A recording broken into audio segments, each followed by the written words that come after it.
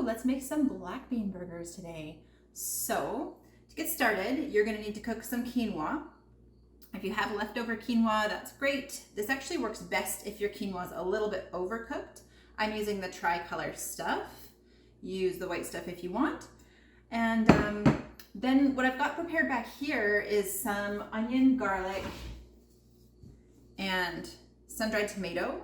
And I just grated the onion and garlic on the box grater. And then I've got a little bit of oil heating up here. So while I'm preparing other stuff, I got the onion, garlic, sun-dried tomatoes going in there.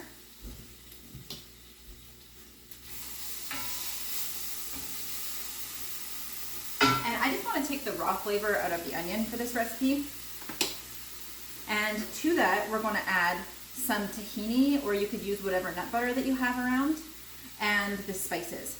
So this mixture here is kind of like the first list of the first list, I should say. And I made them separate because this is like the wet, and then the stuff in the food processor is more like the dry. You'll see what I mean.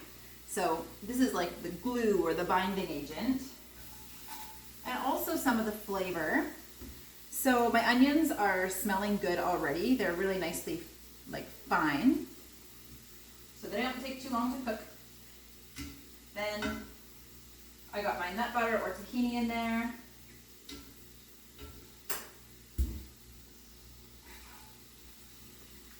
I love these burgers. They're like such a crowd pleaser.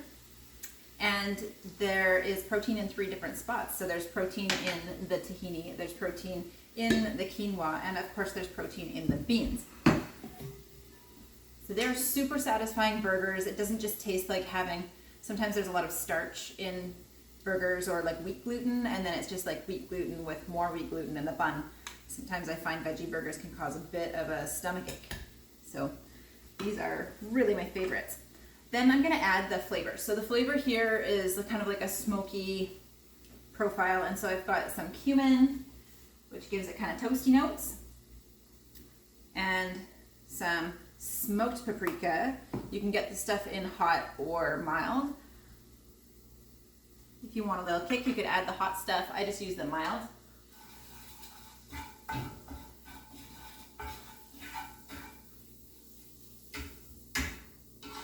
Nice. And by adding the spices to the pan now, what we're doing is like toasting the spices so that they have a lot more full flavor than if we had just added them straight to the food processor.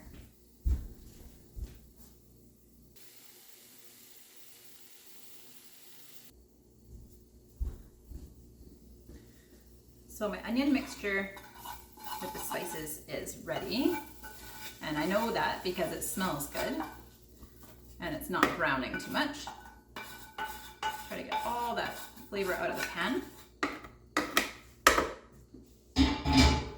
And the rest of this is going to happen between the food processor and the bowl.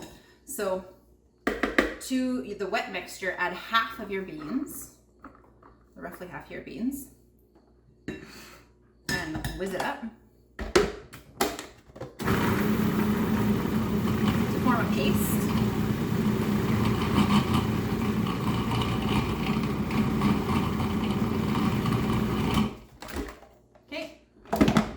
Good. It looks like cookie dough. And now we're going to add the rest to our bowl. So to the quinoa, add the beans. And I like to do some raw vegetables because it adds some texture. And this is really a veggie burger where you can see the veggies. I'm going to add grated zucchini, grated carrot or yam. And then a little bit more of a binding agent. I'm going to add some flour. You can use a gluten-free flour if you want to keep these gluten-free. And some nutritional yeast. So this is really like a wonderful umami kind of cheesy flavor that you can add to things to just give them a little bit more depth.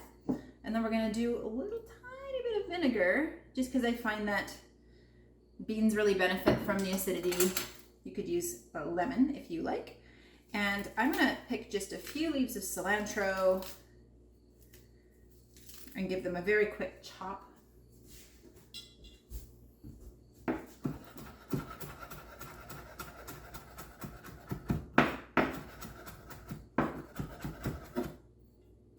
could substitute like parsley or basil or whatever your favorite green herb is. And that's it. So now we're just going to be folding the wet stuff, kind of the glue, into the dry stuff.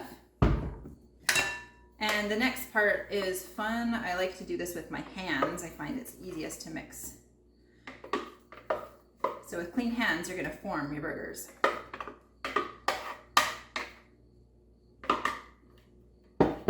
Oh, one more thing not to forget, salt.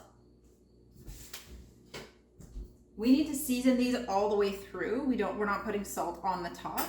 So we're gonna give a generous season to this mixture here. And then I'll do some burgers. And I'm just gonna show you how I form these.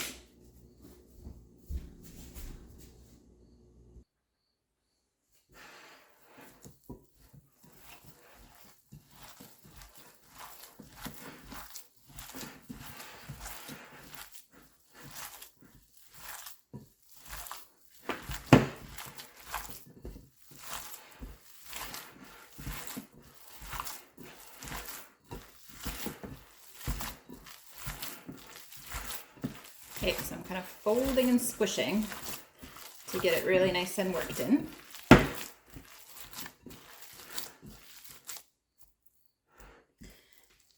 And then I like to divide the mix.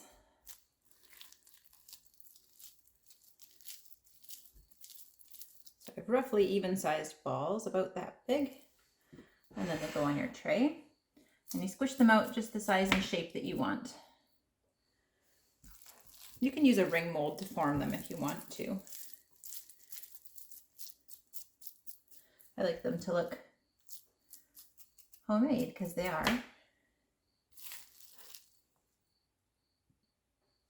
Now, if you're going to freeze them, you freeze them now before they're cooked. So just freeze them flat on a tray like this, and then you could arrange them, like stack them into a container between pieces of parchment. And to cook them from frozen, just thaw them at room temperature for about half an hour, just to soften a little bit, and then you can cook them in a frying pan or in the oven. I'll show you both baked and fried. So baked, I've transferred to a non-stick pan, and that's going to go in the oven at 350.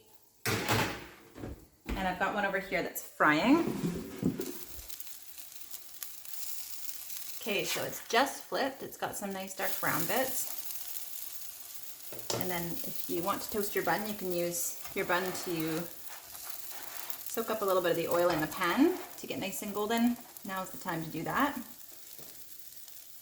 Or toast your bun under the broiler once your burgers in the oven are done. And there it is. Dress up your burger the way you like it.